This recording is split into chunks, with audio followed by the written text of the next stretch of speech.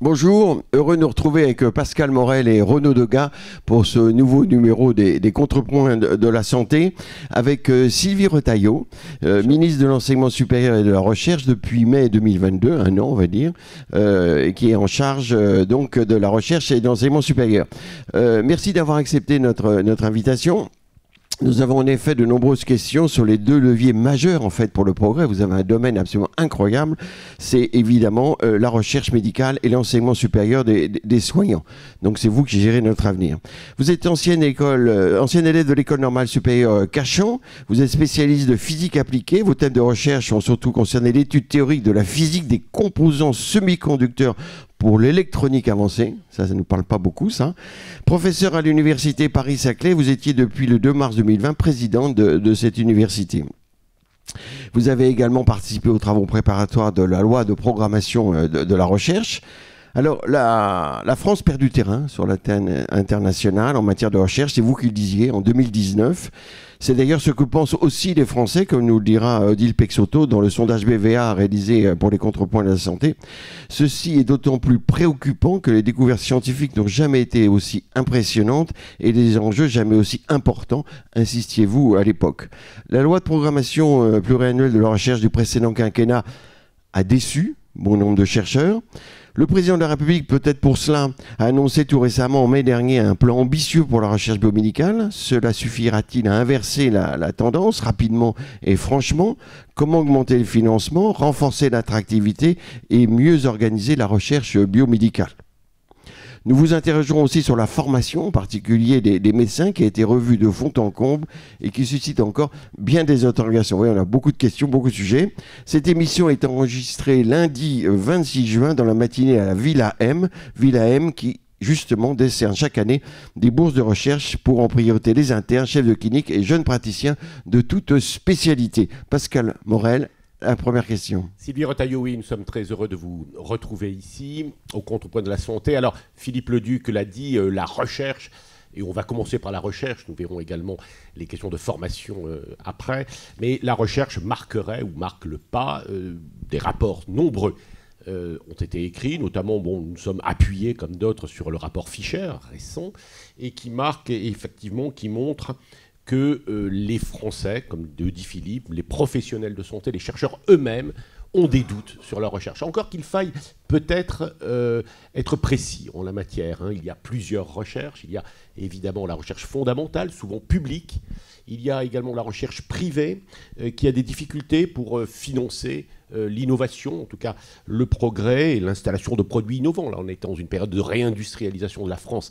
Donc là aussi, il y a évidemment un engagement important du secteur privé. Il y a la recherche translationnelle, il y a la recherche clinique, dont on nous dit également qu'elle perd du terrain par rapport à des pays européens. La prévention, par exemple, également, qui est très peu évoquée dans les travaux de recherche. Alors, pour commencer, peut-être, quel est vous-même votre premier diagnostic que vous pourriez nous aider à faire? Alors tout d'abord, bonjour, je suis vraiment ravie d'être ici parce qu'effectivement, le secteur, on va l'appeler santé ou sciences de la vie et santé, c'est un secteur aujourd'hui, depuis très longtemps, mais prioritaire au niveau national. Mais je dirais sur le domaine de la recherche et de l'enseignement supérieur, c'est se positionner non seulement au niveau national, mais aussi européen. Je pense qu'on est à la bonne échelle quand on est au niveau européen et donc je pense qu'il faut en parler. Et bien sûr au niveau international. Alors comme vous l'avez dit, il y a le constat depuis quelques années avec aussi l'émergence de certains pays. Il n'y a pas qu'une dégradation, ça s'explique aussi par l'émergence. Je pense à la Chine, je pense à l'Inde, donc où on voit les taux de publication et la recherche vraiment se développer. Et effectivement, ce risque ou ce départ de décrochage, en particulier de la France. Mais la France qui est finalement un pays très fort, un pays avec une histoire de la recherche, mais qui reste un petit pays comparé aux États-Unis, à l'ensemble du territoire des États-Unis, à la Chine, à l'Inde. Et c'est pour ça que je pense que la bonne échelle aussi, c'est l'échelle européenne pour beaucoup de choses. Alors, ces constats, effectivement, vous les avez faits. Je pense qu'il y a un problème de financement, on y reviendra. Vous avez parlé de la loi programmation pour la recherche. Vous avez parlé du plan innovation pour la santé, je pourrais y revenir, mais je pense qu'il n'y a pas qu'un problème de moyens, et aujourd'hui l'État a répondu par ces deux biais, mais il y a aussi la réponse de Horizon Europe et de tout ce qui se passe à l'Europe, j'y reviendrai aussi. Mais Madame la ministre, comment vous expliquez ce décrochage? Alors c'est vrai que les autres ont accéléré peut-être plus rapidement que nous, mais depuis 20 ans, quand on regarde les rapports, tout le monde se dit qu'il y a un décrochage depuis 10 à 20 ans. Pourquoi? Manque de financement, manque d'intérêt? Alors, ce financement, je peux y revenir, mais il y a pas mal de volets sur ces axes. Mais il n'y a pas que ça. Je pense qu'il y a une coordination de la recherche. Si je parle au niveau de la recherche, donc une vraie coordination, un vrai pilotage de la recherche en santé. Donc, vous avez vu qu'on a sorti, là, fait travailler une mission, dit le rapport Gillet, de façon plus générale, mais en particulier, ça va s'appliquer au domaine de la santé avec la création ou le renforcement d'une agence de programme au niveau national de la santé porté par l'INSERM et qui pourrait coordonner. Vous avez raison, au niveau de la santé, il y a en plus multi-acteurs. Donc si je regarde la recherche en santé, la recherche fondamentale qui va être plutôt faite par les universités, au niveau des organismes, en particulier l'INSERM ou d'autres organismes, sur les sciences de la vie, le CNRS, le CEA a aussi une activité forte. Et puis tout ce qui est recherche translationnelle, recherche clinique, et un acteur majeur dans ce cadre-là, ce sont les hôpitaux, en particulier les CHU universitaires, en lien avec les universités, les facultés de médecine et les organismes de recherche. Et je pense que cette coordination entre ces différents acteurs, il va falloir l'améliorer et avoir une efficacité. Le principal problème, c'est des problèmes. Oui. Je pense qu'il y a aussi un problème d'attractivité, donc de l'attractivité des métiers pour les jeunes. Donc ça va rejoindre aussi la partie enseignement, mais pas que. Je veux dire, quand vous arrivez chef de clinique, les postes de ce qu'on appelle le PUPH, ou en tout cas ceux qui ont une valence à la fois universitaire et hospitalière, comment bien organiser, leur laisser du temps pour les carrières au niveau de la recherche, de la formation et du soin.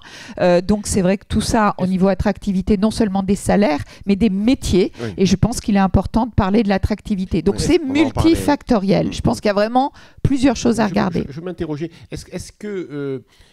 on voit bien le diagnostic, on voit bien les difficultés, on les cite. D'ailleurs, j'allais dire que tous les rapports ont l'air convergents. Est-ce qu'il y a un problème spécifique au secteur de la santé qui, effectivement, vous avez raison, nous intéresse, nous, au premier chef? Alors, je ne sais pas si c'est un problème, mais une spécificité. Oui. Les autres secteurs dont vous avez la charge. Oui, je ne sais pas si c'est un problème, mais en tout cas, une spécificité, certainement, c'est qu'il y a encore plus d'acteurs dans le domaine de la santé que dans les autres domaines.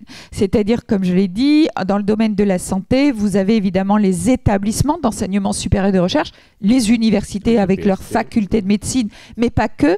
Vous disiez tout à l'heure, voilà, vous citiez ce que je faisais en électronique, mais je pense que ce qui caractérise aujourd'hui votre domaine de la santé, c'est son interdisciplinarité. Oui. La santé du 21e siècle, elle n'est pas que la médecine ou la pharmacie, elle va aussi utiliser l'intelligence artificielle, la physique, l'électronique, voilà, tout ce qui va accompagner le développement de la santé. Et donc, c'est vrai que ce chapeau universitaire qui va pouvoir aussi emmener encore plus qu'avant cette partie d'interdisciplinarité est importante. Mais il y a les organismes, on a cité l'INSERM, etc., et les hôpitaux qui jouent un rôle fort sur les essais cliniques, mais aussi la recherche clinique, la recherche translationnelle. Il faudrait remettre un peu d'ordre dans tout cela. Alors, je pense qu'il faut mieux articuler le rôle de chacun. On va les y venir financements avec aussi. Le rôle de exactement, parce que vous avez parlé des financements loi programmation, des financements du plan innovation santé, mais il y a des financements déjà existants liés, que ce soit via la sécurité sociale, l'ONDAM ou autre, les PHRC,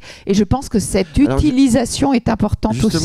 Madame la ministre, on a l'impression que le président de la République, compte tenu de ce constat qui ne s'inversait pas, tout récemment, 6 ans après son arrivée au pouvoir, a lancé un grand plan important, plutôt bien accueilli, avec la création de 12 IHU, qui marcheront bien peut-être mieux que ceux de la ville où il est actuellement, Marseille, et puis 4 nouveaux bioclusters qui se rajoutent à un, enfin différentes choses, plan qui a été relativement bien accueilli. Est-ce que vous pensez que vraiment, parce que c'est bien d'annoncer, ça permettra d'inverser la tendance avec la création de l'agence de l'innovation en santé il y a 1 an. Est-ce que cette agence, elle est assez bien outillée pour prendre le problème à bras-le-corps? Et alors, est-ce que je peux... Non, pas de question complémentaire. Répondez vous aviez dans Nature, je regardais le 6 mars 2023... C'est pour montrer que Pascal lit Nature.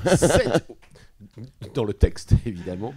Nous étions rencontrés avec la ministre à Washington. N'est-ce pas? Oui, absolument. Nous avions Pose ta question, Pascal. Donc 7 milliards. Vous aviez annoncé un plan innovation santé de 7 milliards et demi. 7 milliards. Oui, 7 milliards et demi. Voilà. Parlez-nous de ça, où est-ce qu'on en est? Exactement. Alors, dans ces 7 milliards dans lequel il y a le volet industriel, tous les volets d'innovation et le volet recherche. Le volet recherche dans ces 7 milliards fait 1,7 milliard, vraiment recherche. Et dans lequel il y a ce dont vous avez parlé, les IHU. Donc sur ces IHU, il y a eu déjà 2 vagues d'IHU, dans lesquels il y a eu 7 IHU. Alors déjà, pour assurer au niveau de l'existant, les problématiques, l'IHU c'est quand même un instrument un peu nouveau dans ces 2 premières vagues. Sur les 7 IHU, nous sommes en train de suivre un peu particulièrement 3 IHU, les autres marchands. Donc on voit que c'est un modèle justement qui va pouvoir donner une certaine agilité, et en tout cas on y travaille. Et puis il faut faire des évaluations, il faut le suivre pour le faire évoluer. C'est ce qu'on va faire avec les nouveaux IHU, bioclusters, etc. Au-delà des effets d'annonce, on craint toujours que ce soit un effet d'annonce. Est-ce que vous avez 680 millions d'euros, c'est plus qu'un effet d'annonce. Mais il faut les dépenser et les organiser. Mais est-ce que vous pensez que l'Agence de l'innovation en médecine est assez outillée pour mener tout ça? Elle a une responsabilité énorme. Oui. Et c'est une toute petite structure. Je pense que l'Agence d'innovation en santé, ce n'est pas son rôle de mener tout ça comme vous le dites. Et justement, je pense qu'un des problèmes, c'est définir le rôle de chacun. Et de l'agence en particulier. Et de l'agence en particulier, mais de chacun. Et nous avons beaucoup d'acteurs, comme on l'a dit. Je pense que les rôles, même s'il y a des intersections non nulles et des articulations à avoir entre chacun, c'est normal, je pense qu'il est important de bien le définir. Cette agence d'innovation en santé, son rôle, c'est d'essayer d'identifier d'abord, puis ensuite de proposer des solutions pour faciliter justement tout ce qui est, je dirais, la mise en œuvre des essais cliniques plus facilement, plus rapidement, de façon plus agile. Quels sont aujourd'hui les freins pour lesquels les essais cliniques que l'on pourrait faire en France partent parfois à l'étranger? Et je ne parle pas du transfert technologique par rapport aux industriels. L'agence, c'est surtout les essais cliniques. Donc le rôle de l'agence, comme son nom l'indique, d'innovation en santé, c'est 2 voies. Effectivement, regarder les problématiques de réglementation, de faciliter tout ce qui est essais cliniques, mais aussi le transfert technologique, ce point-là, qui n'est pas la même chose tout à fait, le développement d'innovation, la création de start-up, finalement l'utilisation de nos outils tels que les sociétés d'accélération de transfert technologique, les SAT, les incubateurs, les instituts Carnot, les pôles de compétitivité. Comment on articule tout ça? Quel est le rôle de chacun? Justement, la Cour des comptes regrettait cette non-articulation de tous les intervenants en recherche, et elle disait l'INSERM ne s'est même pas définie comme chef de file, elle-même, elle propose même pas, mais on a l'impression que ça arrive. Est-ce que vous pensez que c'est l'INSERM qui doit organiser toute la recherche santé en France? Oui. C'est clair. C'est clair. Alors comment en tout cas, l'INSERM, qui est l'organisme national de recherche, en fait, en France, la particularité, tout à fait, et avec ensuite, d'autres organismes. La particularité de la France, parce qu'on dit toujours la France spécifique et tout, c'est quoi? C'est pas qu'il existe des organismes de recherche nationaux, il en existe partout dans le monde. C'est la spécificité que ces organismes ont un double rôle. Un rôle très clair d'opérateur de recherche, puisqu'ils ont des laboratoires, ils sont tutelles de laboratoires, avec ce qui est notre spécificité à la française, nos unités mixtes de recherche entre les universités et les organismes. Ça, c'est une particularité française. Par contre, ils peuvent aussi avoir le fait qu'il soit national, il devrait avoir un rôle mieux défini d'agence de programme, un NIH à la française. Et c'est ce rôle-là que l'on va renforcer au niveau de l'INSERM. C'est ce rôle d'agence de programme national, de chapeau, qui fait que l'INSERM, on va le légitimer dans ce rôle. Quand et comment alors? Et bien là, puisqu'on est en train de travailler suite au rapport Gillet, on est en train de travailler à définir une gouvernance. J'ai demandé à l'INSERM, parce qu'il est important que ce soit eux. Le rapport Gillet, c'est sur la recherche en général. Exactement. Et là, sur l'INSERM, donc, il y a un Alors, volet. le rapport Gillet, c'est sur la recherche en général, plus particulièrement sur l'articulation entre les universités et les organismes nationaux de recherche, et plus particulièrement sur leur rôle d'agence de programme national. Nous lançons une mission actuellement que le président de la République a annoncée d'ailleurs lorsqu'il a fait les annonces biocluster, IHU sur la recherche biomédicale. Donc cette mission qui va se lancer très vite, là, dans les jours qui viennent, va être un complément au rapport Gillet, mais sur la partie recherche biomédicale, recherche en santé. Qui sera mené Justement, par qui ? Alors, vous le découvrirez très bientôt.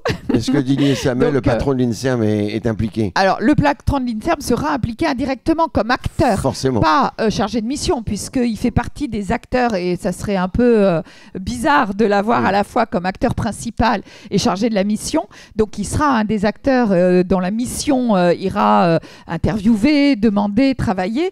Et je dirais que l'idée, c'est vraiment de compléter, puisqu'on l'a dit tout à l'heure, la particularité et la spécificité de la recherche en santé, c'est qu'il y a un autre acteur, ce sont les CHU, les hôpitaux, la partie évidemment du ministère de la Santé très fortement présent. Mais et d'ailleurs, cette mission, elle est copilotée avec le ministère de la Santé. C'est l'INSERM qui sera désormais maintenant quand même le chef programmateur. Alors, l'INSERM va avoir un chapeau pour effectivement être agence de programme, un peu un NIH à la française. C'est-à-dire l'idée, c'est vraiment qu'ils mettent autour de la table tous les acteurs qui vont intervenir dans ce domaine.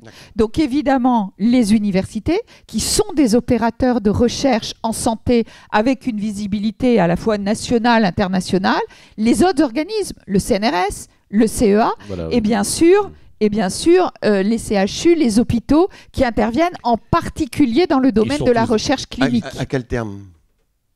À quel terme ?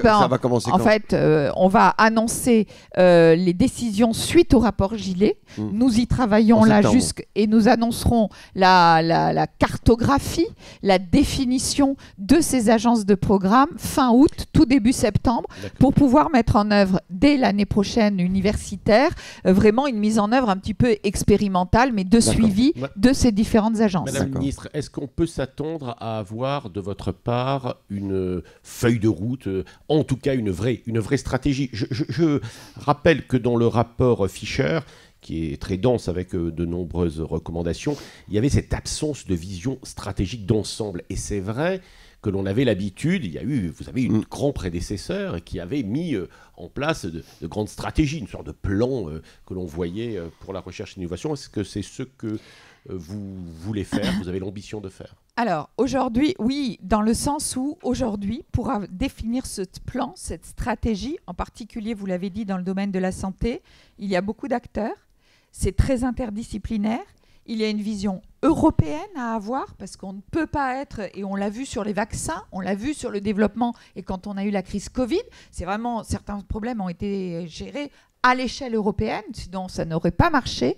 Je pense que c'est vraiment important, donc ce qui s'est fait il y a 20, 30 ans, c'est complexifié, je dirais, dans le nombre d'acteurs, dans la vision. C'est pour ça que l'on a besoin d'intermédiaires. C'est pour ça que l'on a besoin, d'une part, de bien définir la feuille de route déjà de l'INSERM, la feuille de route que va travailler cette mission de l'articulation des rôles entre chacun des acteurs, pour ensuite se lancer dans une feuille de route scientifique, stratégique sur les différents domaines que sont de la recherche fondamentale jusqu'à l'innovation, la recherche clinique, etc. Et vous avez l'impression que tous ces acteurs que vous citez, dont d'ailleurs CEA, CNRS, que vous connaissez bien, mais des universités elles-mêmes, tout ça va marcher, enfin ils sont tous d'accord pour... À un moment donné, il faut savoir ce qu'on veut. Soit on dit qu'on décroche et on se met tous alignement et on joue équipe France au sein de l'Europe, soit à un moment donné, il n'y a pas de baguette magique. Et vous savez, c'est comme tous les problèmes complexes. Il n'y a pas une donnée.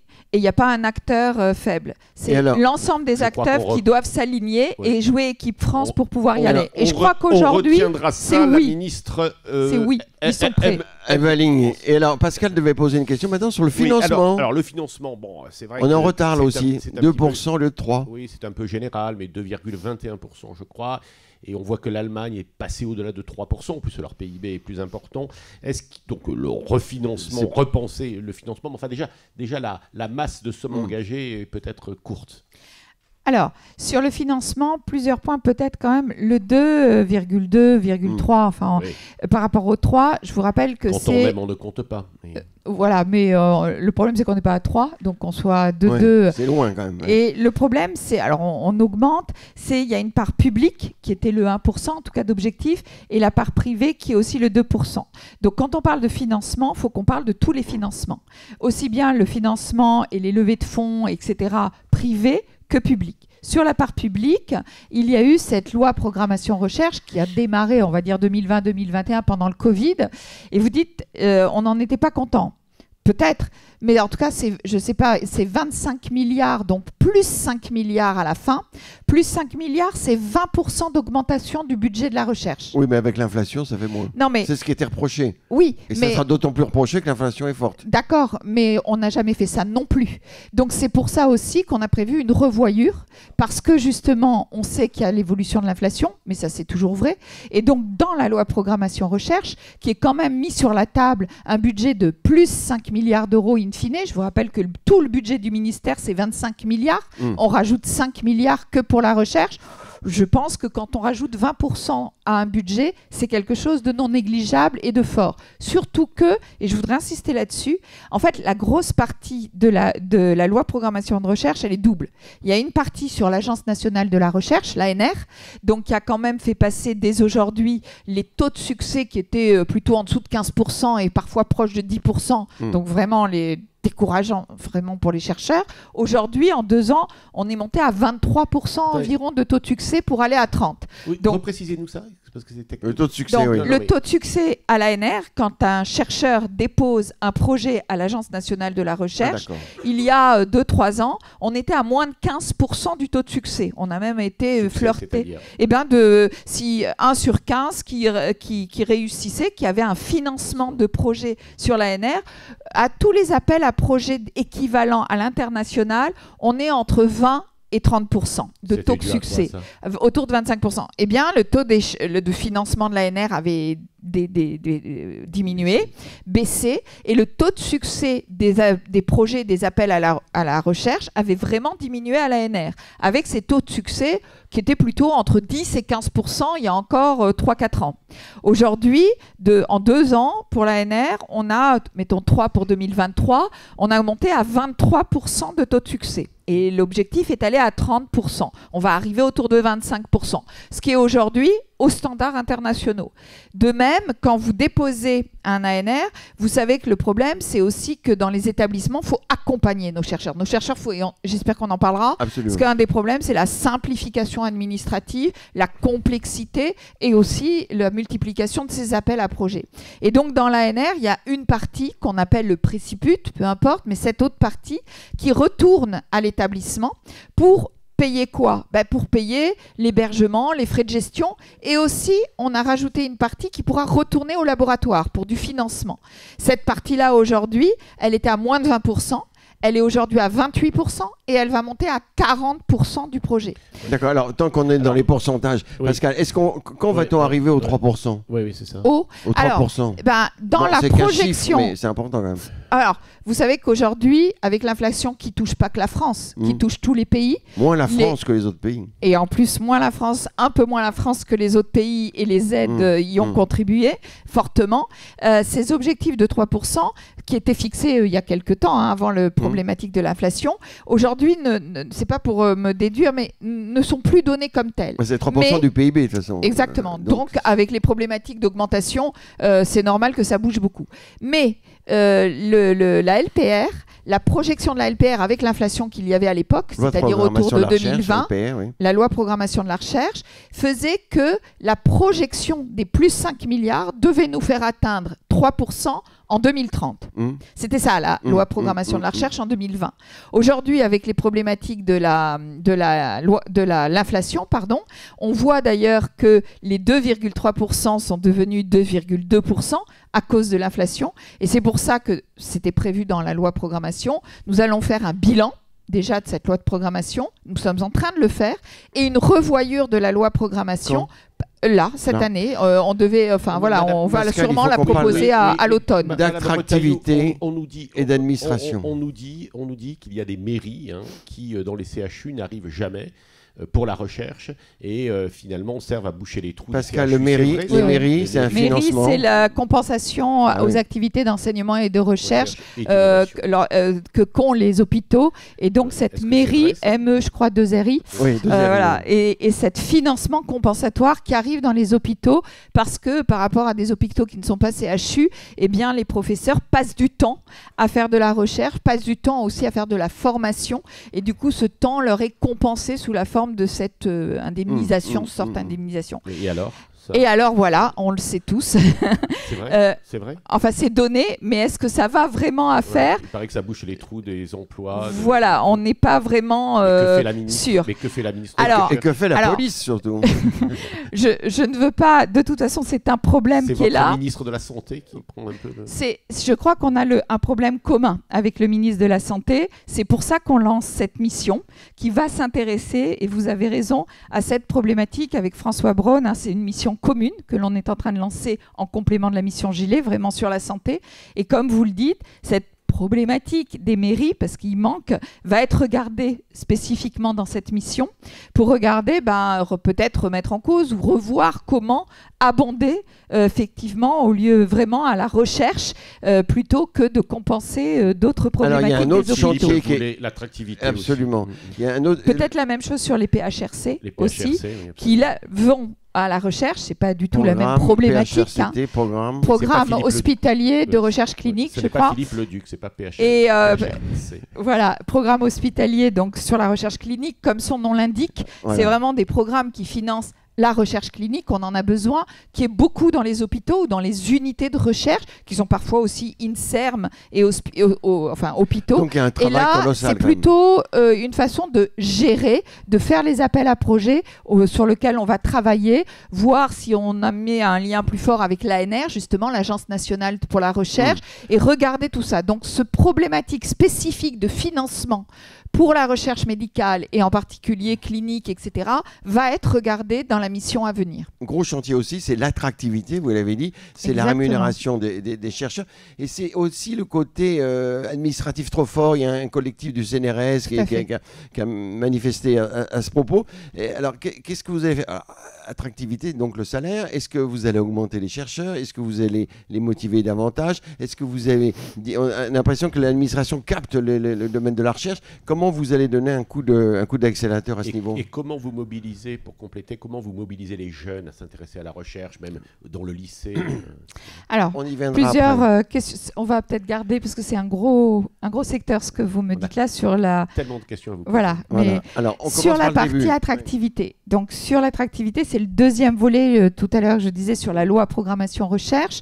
Il y a donc cette partie d'ANR, et le deuxième volet, effectivement, c'est la partie attractivité. Ce qu'il faut savoir, c'est que dans ces 25 milliards qui donnent 5 milliards en net à la fin, il y a une grosse partie, c'est du salaire. Une très grosse partie.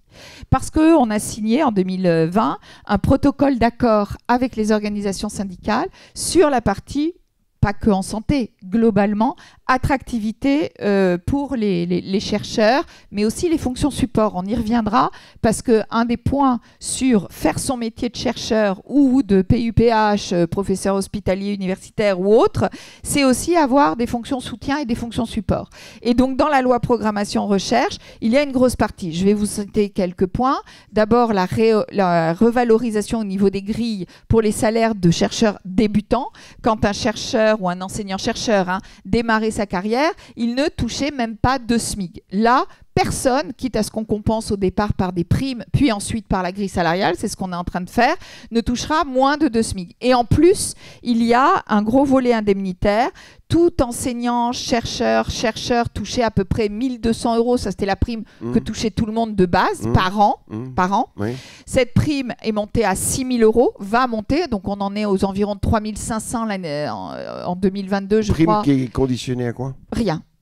C'est une prime automatique de complément de salaire. Donc, c'est ce qu'on appelle l'évolution de la RIPEC. Ben, pour les PUPH, on a aussi fait, suite au Ségur de la santé, des efforts salariales au niveau santé. Mais pour les chercheurs, et ça touche aussi bien les chercheurs de l'INSERM, les chercheurs du CNRS, que les enseignants-chercheurs biologie, etc., dans les universités, il y a ce socle indemnitaire automatique qui va monter de 1 200 € à 6 400 €, donc un effort non négligeable. Mais il y a aussi bien ce que l'on appelle avant la prime d'encadrement doctoral, la PEDR, qui va aussi toucher beaucoup plus de monde, puisqu'on va toucher plus de 40% des chercheurs, enseignants-chercheurs qui vont l'avoir, et puis avec des tarifs qui vont augmenter et des spectres pour les toucher, aussi bien la recherche que l'engagement pédagogique, au niveau etc. de la rémunération, bon, il y a un effort qui est fait, j'imagine qu'il faut et continuer. puis des postes, oui, les chaires de professeurs juniors, voilà. que je voudrais citer, parce que ces chaires de professeurs juniors, ce sont des postes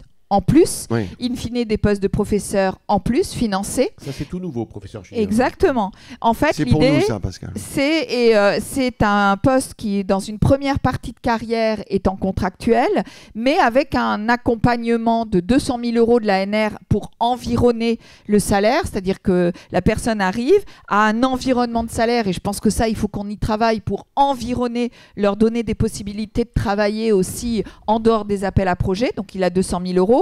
Puis, il a un poste de professeur, pas complètement automatiquement, mais il ne repasse pas un concours. Il y a, je dirais, juste une commission qui vérifie qu'il a fait le contrat. C'est fondamental, parce qu'elle a plein de questions, moi aussi, sur l'attractivité. Vous me laissez, je voudrais peut-être préciser sur les CPJ. Bien sûr. Parce qu'on a un premier bilan. Vous êtes chez vous. Sur les CPJ, on a un premier bilan. CPJ. Et les chaires de professeurs juniors, pardon. Sur ces chaires de professeurs juniors, je voudrais insister sur le premier bilan de ces 2 campagnes qu'on a faites, très rapprochées. Dans les postes de professeurs habituels, on a tiré à peu près moins de 15% de professeurs venant de l'étranger, qu'ils soient des Français revenant de l'étranger ou des étrangers. Sur ces chaires de professeurs juniors, le premier bilan que l'on a, on est pratiquement à 50%, plus de 45% de professeurs, enfin en tout cas de chercheurs venant de l'étranger, que ce soit des chercheurs français qui reviennent ou des chercheurs de l'étranger. Donc je voudrais dire que cet outil qui vient de démarrer semble fonctionner et il va falloir continuer à travailler. Sur l'administration, parce que vous disiez que, et les chercheurs s'en plaignent, l'administration capte les domaines de recherche, organise trop, et puis d'un côté, donc vous voulez alléger, et puis de l'autre côté, vous voulez aligner tout le monde avec une CERN en chef de file, vous allez faire ci, vous allez faire ça. Comment concilier un rôle administratif indispensable et la liberté d'initiative et la liberté des chercheurs? Alors ça, la liberté académique et la liberté de chercheur, c'est juste fondamental. Elle est entamée aujourd'hui par l'administration, au CNRS par exemple? Alors, je ne pense pas que ça soit une liberté académique. C'est plutôt une façon de travailler. Ce qui est entamé par rapport à la lourdeur administrative et les tâches administratives qui parfois reviennent aux chercheurs, c'est plus que on leur laisse pas ce temps nécessaire à la recherche, et que surtout la valeur ajoutée d'un chercheur à remplir des tableaux Excel, elle est limitée. Ça, vous allez l'alléger ou pas? Alors, ce que je voudrais dire, c'est plusieurs choses. Premièrement, c'est que ces problèmes administratifs et ces problèmes de complexité, elles existent à chaque étage. Et donc, il va falloir, et donc c'est la mission qu'on a lancée, que chaque étage, du laboratoire à l'établissement, au ministère, chaque étage regarde ce qu'il doit simplifier. Parce qu'aujourd'hui, chaque étage en rajoute une couche. Quand vous donnez de l'argent aux établissements ou aux sites, eh bien, eux-mêmes vont lancer des appels à projets en interne aux établissements. Quand vous le donnez à un laboratoire, c'est la même chose. Il va mettre des règles de contrôle, etc. Je pense qu'à chaque étage, on a un travail à faire de simplification administrative. C'est ce qu'on est en train de faire. Vous me posez la question, deuxième point, sur le rôle un peu agence de programme et l'articulation avec les universités. Ce qu'on va lancer en septembre, dans ce qu'on est en train de travailler et qui a abordé la mission Gilet, c'est le point sur la gestion des unités mixtes de recherche. Nos laboratoires français qui ont comme tutelle les universités, par exemple, et puis l'INSERM ou le CNRS, etc. Multitutelle. Avoir multitutelle, c'est bien parce que ça donne des positions à la fois vision nationale et à la fois une vision pluridisciplinaire qu'a l'université sous son ombrelle avec les différentes facultés, etc. Mais le problème aujourd'hui, c'est que chacun va gérer un bout de financement avec des logiciels de gestion différents, avec des règles de comptabilité, des règles de contrat différents. Donc parfois, un laboratoire qui a 3-4 tutelles peut se retrouver avec 3-4 bases de données à gérer, logiciels à gérer, règles à gérer, etc. Et donc, ce qu'on va essayer de faire à la rentrée de façon expérimentale, en regardant, en définissant sur certains sites, une quinzaine, on est en train d'y travailler, c'est comment, pour les laboratoires mixtes, n'avoir une seule délégation de gestion, mais pour l'ensemble des laboratoires, un seul logiciel, un seul règle, ce qui n'empêche pas qu'il y aura multitutelle. Ils auront tous l'accès aux données, mais il y aura un seul centre qui gère, un seul interlocuteur, un seul guichet, un seul logiciel. Alors à quel terme c'est encore ? Eh bien là, à la rentrée, on va identifier une dizaine de sites expérimentaux. L'année prochaine, on va le faire sur des sites expérimentaux parce qu'il faut d'abord des endroits où on puisse le faire rapidement. C'est pas si simple. Regrouper sur une même plateforme des gens ou bien avoir une délégation de gestion, c'est des choses qui se travaillent. Et je pense qu'il faut qu'on y aille par étapes, pas trop vite, parce que vous savez, le côté je fais ça, puis après je change à 180 degrés, puis je reviens à 180 degrés, c'est aussi ce qu'épuisent nos chercheurs. Donc prendre le temps, c'est parfois aussi... Pour terminer ce plomb qui était important pour nous de la recherche, et puis passer à l'enseignement, est-ce qu'on peut, et faire la transition avec le deuxième sujet, est-ce que l'on peut considérer qu'il va y avoir une place plus importante de la recherche, de l'université, dont le système de soins ? Parce que vous savez, c'est cette histoire toujours pareille, enseignement, recherche, soins, et dont, d'une certaine mesure, les chercheurs, les universitaires pensent qu'aujourd'hui, le balancier est passé du côté du soin, de la santé, et pas assez... Comme d'ailleurs dans les grandes universités américaines, par exemple, où le poids de l'université est très important. Est-ce que vous pouvez nous donner en quelques mots, et puis on passe à l'enseignement ? Alors, je pense que le côté les chercheurs pensent, ça dépend lesquels. Parce que vous savez, si ça dépend ce que vous mettez dans le domaine de la santé, si on y met les sciences de la vie, si on y met que la médecine, etc. Je parlais de la médecine essentiellement. Voilà. Oui, mais aujourd'hui, dans la médecine, je pense qu'il faut voir justement plus large. La médecine a besoin non seulement de liens avec les sciences de la vie, mais avec l'intelligence artificielle, les sciences de l'ingénieur, les sciences humaines et sociales qui sont capitales. De santé. Exactement. Et je pense que c'est ça que, encore plus qu'avant, le chapeau, l'ombrelle universitaire apporte. Dans les pays que vous parlez, souvent, même les hôpitaux font partie de l'université. Quand on compare les budgets des universités, parfois américaines ou des pays du Nord, avec nos budgets, déjà la première chose, c'est qu'on ne compare pas la même chose. Il faut sortir le budget, par exemple, des hôpitaux qui font partie du budget de certaines universités, par exemple, américaines. Mais ça donne le poids de l'université. Exactement. Donc on n'a pas effectivement la même organisation. Donc je crois qu'aujourd'hui, cette mission que l'on va lancer avec François Braun, c'est vraiment ça. C'est vraiment comment avoir ce spectre de la recherche fondamentale, qui est plus au niveau des organismes de l'université, jusqu'à la recherche clinique, la recherche translationnelle, avec les hôpitaux universitaires ou hôpitaux plus largement suivant les secteurs. Et vraiment à regarder comment on travaille aussi avec l'industrie, avec les différents outils pour le transfert, pour faciliter les essais cliniques. C'est tout. Et oui, donner un poids au niveau de l'université, de chef d'orchestre territorial à l'université plus fort, un poids aux organismes nationaux d'agences de programmes mieux définis, le type à l'NIH, et inclure, avoir le poids des CHU, des hôpitaux, pour tout ce qui concerne la recherche clinique, la recherche translationnelle, qui fait un continuum bien éclairci, bien fort, et comment tout ce petit monde-là travaille. Justement, Madame la Ministre, parlons d'enseignement, avant de donner la parole à Odile Peixoto sur ce que pensent les Français de la recherche. Alors, les études médicales ont été modifiées de fond en comble ces dernières années. Ça n'a pas été forcément facile. Alors, on ne va pas refaire tout le débat sur les études médicales parce que c'est compliqué, mais il y a quelques thèmes. Est-ce que vous maintenez le pass là, c'est-à-dire qu'on peut faire la médecine en faisant une licence de droit? Est-ce que vous maintenez ça ou est-ce que vous l'adaptez, qui a posé quand même pas mal de problèmes? Le deuxième cycle aussi, est-ce que vous allez adapter quelque chose ou pas? Les ECN, ils sont terminés sous leur forme actuelle la semaine dernière. Pas trop mal pour une fois, visiblement. Oui, électronique. Alors, il y en a plein de questions question, mais évidemment, la quatrième année de médecine générale, est-ce que vous êtes pour? J'imagine que vous êtes pour parce que le gouvernement est pour et que vous trouvez ça sûrement très bien. Mais on va manquer de professeurs dans les cabinets médicaux. C'est ce que disait François Braun. Est-ce que une question aussi, il ne faut pas oublier, est-ce que les formations à l'étranger, vous trouvez ça bien? Est-ce que ça ne pose pas un problème d'égalité? Est-ce qu'il y a des professeurs qui vont enseigner à l'étranger? En France aussi, il y a des structures privées, pas forcément pour les médecins, mais pour d'autres spécialités.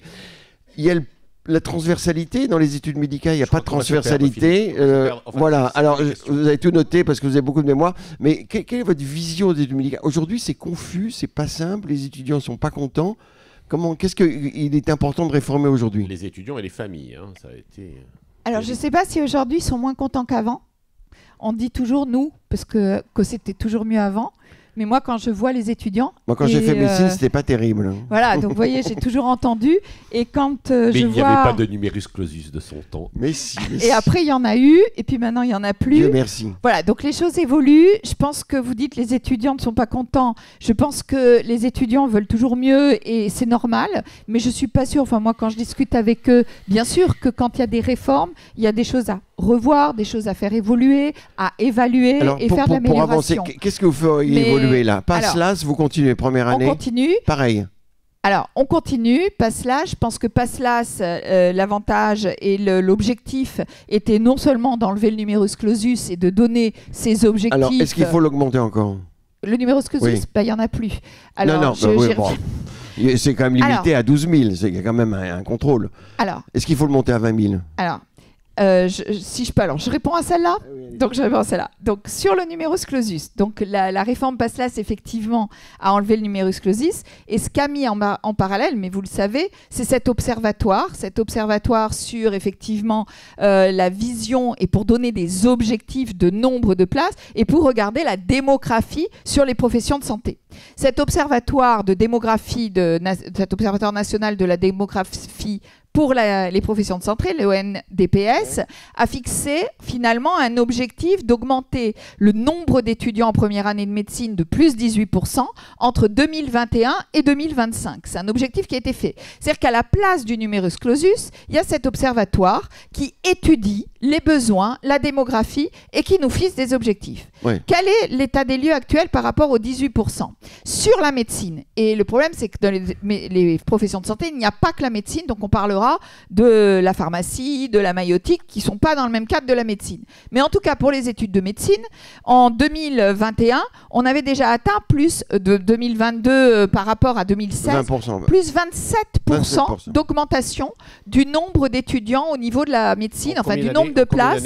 En combien d'années? Alors, si je compare le plus 27% en 2021-22 pour la rentrée, qui était comparé à la moyenne entre 2016 et 2020. Donc, si vous faites, c'est ça, plus 27%, si je ne dis pas de bêtises, c'est 2021-22 comparé à la moyenne 2016-2020. Donc, par rapport déjà au 18, donc là, comme on a des besoins, comme les choses changent, parce que cet observatoire, il se fixe sur des données qui bougent beaucoup, surtout actuellement, et donc que l'on revoit plus tôt, puisqu'il allait jusqu'à 2025, on devait revoir ses objectifs en 2024, qu'on essaye de les revoir à l'automne 2023 pour déjà bouger à la rentrée 2024 et augmenter, c'est probable, c'est ce qu'on est en train de discuter. De combien? On va discuter à la rentrée, donc c'est eux qui diront sur l'observatoire et voir. Mais en tout cas, ce que je voudrais dire, c'est deux choses. C'est que les étudiants et l'augmentation qu'on fait là, vous le savez mieux que moi, c'est dans plus de 10 ans que l'on en verra les retours. Et les simulations montrent déjà qu'en 2030, les choses ne seront pas dans le même. Donc la problématique continue à baisser pendant 10 ans reste pleine et entière. Absolument. Alors le deuxième cycle, il faut qu'on avance. 33e position, la France serait en 33e position pour la formation des médecins. On forme 3,23 médecins pour 1000 habitants. Et il y a 4,21 en Allemagne, 4,09 en Italie, c'est vrai ça? Donc aujourd'hui, effectivement, la France, au niveau du nombre de médecins, de docteurs par rapport au nombre d'habitants est en dessous typiquement de l'Allemagne. C'est pour ça qu'on a ce plan. Et on en fait venir de l'étranger. Oui. Et on en fait venir à peu près 10% environ aujourd'hui, 10% qui reviennent avec un diplôme de l'étranger pour travailler. Alors le deuxième cycle, il est tout récent, on ne change pas grand-chose Alors le deuxième cycle, c'est pareil, c'est-à-dire qu'on suit les évolutions. Sur le PASSLAS, quand même, on ne change pas parce que, je voudrais revenir sur le PASSLAS, il y a une diversité des profils d'étudiants. Est-ce que ça a marché, ça, vous l'avez constaté? Alors ça a marché, et ce qui a marché, c'est que cette diversité des profils qui arrivent en deuxième année, il n'y a pas un taux d'échec fort en deuxième année, il y a peut-être plus d'étudiants un peu au rattrapage, pour être tout à fait précise et claire, mais pas d'échecs supplémentaires. Donc aujourd'hui, les premières données, puisque PASSLAS est quand même encore récente, donc il faut suivre ça, montrent que cette diversification des profils, même s'il faut adapter, on a quand même fait je vous rappelle qu'il y a des comités de suivi de R1C, de ces 3 types de réformes chaque année. Ce comité de suivi fait en sorte qu'on a quand même regardé une certaine homogénéisation, en particulier des oraux au niveau de PASS, de LAS, pour qu'il y ait quand même quelque chose de plus clair. Aujourd'hui, il n'y en a plus. Voilà ce qui s'est passé la première année. Aujourd'hui, on voit que ça s'est bien amélioré. Avec des questions et des thématiques dans les oraux qui étaient un peu bizarres quand même. Alors, ça dépend parce que quel est l'objectif de l'oral? Je rappelle que l'objectif de l'oral n'est pas un objectif d'interroger, en tout cas c'est comme ça que ça a été défini, sur des contenus spécifiques de connaissances. Oui, parfois les questions étaient un peu bizarres. Elles sont bizarres parce que l'objectif est aussi... de leur contexte. Voilà. En tout cas, c'est le but de voir comment un étudiant, vous savez qu'un médecin, un de ses problèmes, je crois, mais je ne suis pas médecin, c'est qu'il doit réagir très vite, faire un diagnostic très vite, s'adapter très vite. Pas trop vite. Peut-être pas trop vite, mais en tout cas plus vite que d'autres professions. Il n'a pas le temps d'aller rechercher parfois, etc.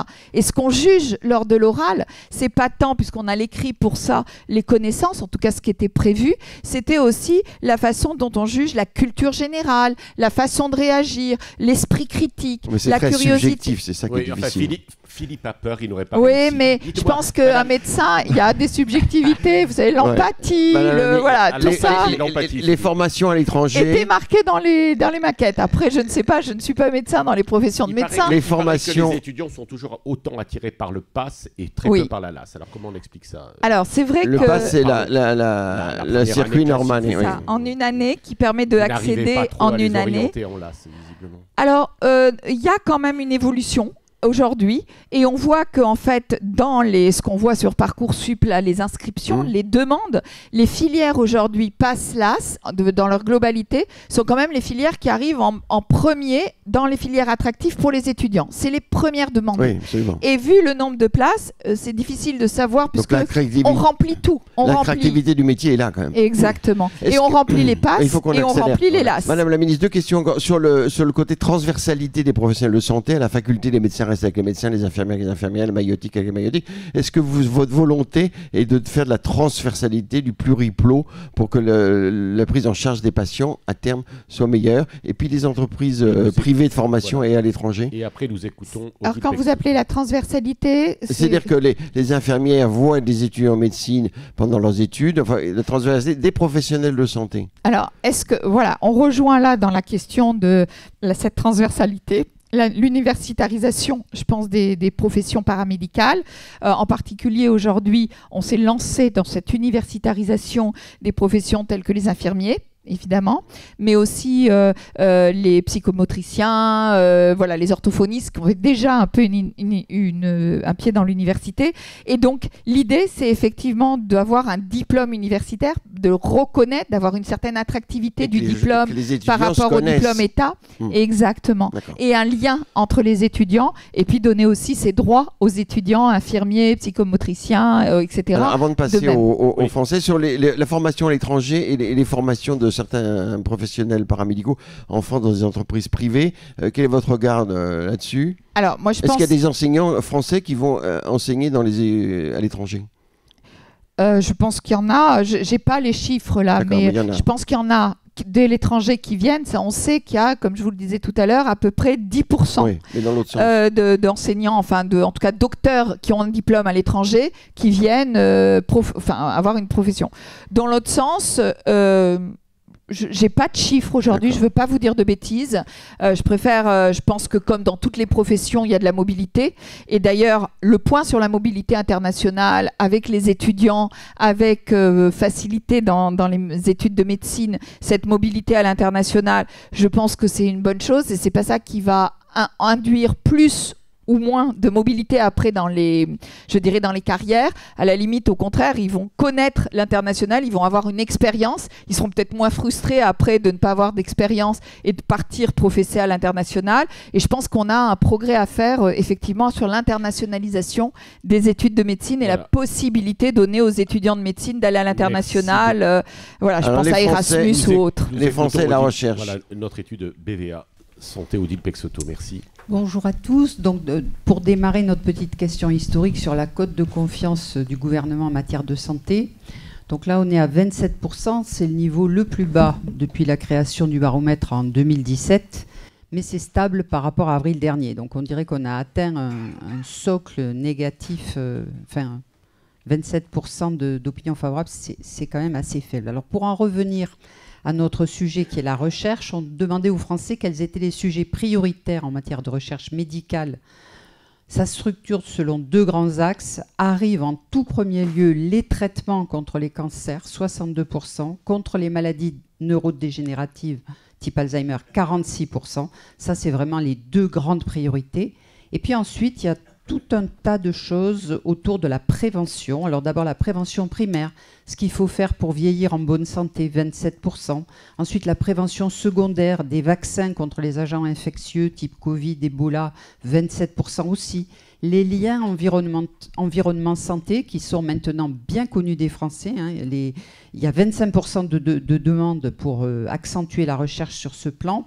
Les biomarqueurs pour une meilleure prévention des maladies. Alors on leur citait quelques exemples. Les gènes, l'ARN messager, les protéines, l'imagerie médicale, 23%. Traitement des maladies rares et traitement des maladies de santé mentale, la santé mentale, 23% également. Les nouvelles technos pour éviter d'utiliser les animaux pour les expérimentations, 20%. Et arrivent en dernier lieu, pourtant 2 sujets qui sont quand même aujourd'hui très très au cœur de la recherche, mais bon, qui sont moins peut-être attractifs comme ça en première intention pour l'opinion publique. C'est les mégabases de données et l'intelligence artificielle pour accélérer la recherche. Là, il n'y a que 15% des Français qui jugent ça prioritaire. Et puis la médecine réparatrice, avec les implants, les puces, les exosquelettes, etc. 9%, qui est aussi un segment pourtant très très développé et qui se développe beaucoup actuellement. Alors les Français sont divisés quant à leur perception des efforts. Vous avez dit qu'il y avait une perception de régression. C'est vrai qu'il y a 47%, c'est la majorité, qui pense que les efforts en matière de recherche médicale ont régressé au cours des 20 dernières années. Mais on a quand même 31% qui pensent que ça a progressé. Parce que, ben oui, il y a quand même eu des pas de géant sur certains sujets. Il n'y a que 9% des Français qui disent c'est resté stable et 14% qui ne se prononcent pas, qui ne savent pas. Alors, qu'est-ce qu'il faut faire du point de vue des Français pour renforcer la recherche médicale en France ? L'aspect multifactoriel est très bien perçu par nos concitoyens puisque finalement, toutes les pistes qu'on leur a soumises, finalement, sortent quand même avec des pourcentages assez intéressants. La première qui ressort, c'est le renforcement de la recherche médicale publique, 42% des opinions favorables. Ensuite, il y a le financement sur le long terme, au-delà du quinquennat. C'est-à-dire qu'ils ont bien l'impression que la recherche, c'est long, c'est compliqué, c'est complexe, et donc il faut laisser du temps aux chercheurs. Un peu plus de temps qu'on vous en a laissé pour répondre aux questions. Donc 36% pour ce financement long terme. L'idée de la stratégie globale aussi qui a été évoquée avec la coordination des acteurs sur lequel vous avez vraiment insisté, 33%. Donc les Français ont bien conscience qu'il y a quand même énormément d'acteurs et que déjà si on arrivait à mettre en musique tous ces acteurs, ce serait déjà un premier pas très efficace. Le développement de la recherche partenariale, 30%.